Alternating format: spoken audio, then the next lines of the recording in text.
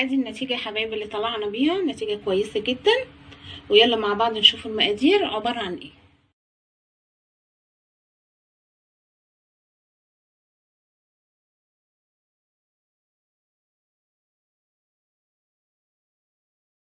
السلام عليكم ورحمه الله وبركاته. ازيكم يا حبايبنا، عاملين ايه؟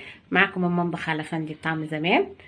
ان شاء الله النهارده هنعمل وصفه سهله وبسيطه، وان شاء الله تكون فيديوهاتي خفيفه عليكم. ويلا مع بعض نشوف المقادير. هنسمي بسم الله. دي اسمها حلاوه دقيق بتاعت زمان، يعني ان شاء الله اللي هيشوفوها هيعرفوها. دي اسمها حلاوه دقيق، كانوا زمان امهاتنا بيعملوها.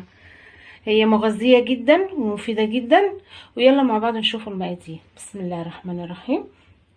دي كوبايه سميد صغيره، ودي كوبايه دقيق، وكوبايه سكر هنشوف هناخد منها ايه، والميه معانا، ودول 5 معالق سمنه بلدي. هي متتعملش الا بسمنه بلدي، يا سمنه بقري يا سمنه جاموسي. ويلا مع بعض على البوتاجاز نشوف هنعمله ايه. بسم الله الرحمن الرحيم. اهو يا حبايبنا، مش لازم ان السمنه مثلا تقدح، لا تسيحيها بس. احط كوبايه السميد، احط كوبايه الدقيق. بسم الله الرحمن الرحيم. اهو بالشكل ده كده تقلبيهم، تقلبي بقى ايه لحد ما يتحمصوا خالص ويدوا اللون البامبي.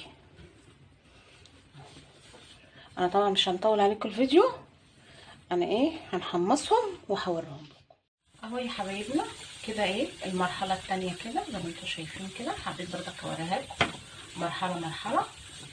دي كده المرحله الثانيه، وهكمل تحميصها وهوريها لكم. اهو يا حبايبنا كده المرحله الاخيره كده للتحميص. دلوقتي بقى ايه، ادي الميه، بسم الله الرحمن الرحيم، وادي السكر. بتحطي طبعا ايه التحليه اللي انت ايه بتحبيها بالشكل ده كده. بسم الله الرحمن الرحيم. انا سبتها لما هديت شويه الطاسه، عشان لو هي سخنه مع الميه طبعا ايه هتعمل صوت جامد. بسم الله اهي كده. واروح بقى ايه، اهو يا حبايبنا انا حطيت الميه بسكر اهي بالشكل ده. انا محطتش الميه كلها، هشوفها لو احتاجت ميه تاني هنحط لها. هي دي دلوقتي كل الميه دي هي هتشرب.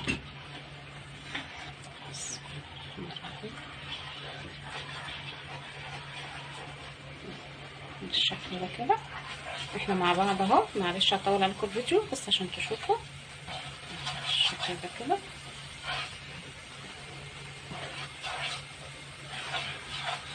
لو احتاجت ميه تاني انا ايه هحطها.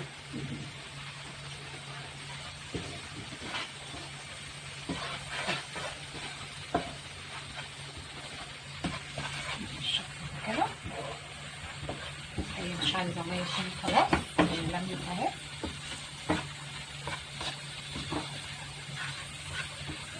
دي بقى حلاوه الدقيق دي بقى في الشتاء وفي السقعه اللي احنا فيها دي، تعمليها بقى لاولادك كده تدفيهم، وفي نفس الوقت مغذيه جدا زي ما انت شايفه. هننزلها ونحطها في الطبق وهوريها اهي يا حبايبنا بالشكل ده. ماشي بقى لو عندك بقى ايه سوداني وسط الهند كده، بتزودي القيمه الغذائيه بتاعتها بالشكل ده بس كده.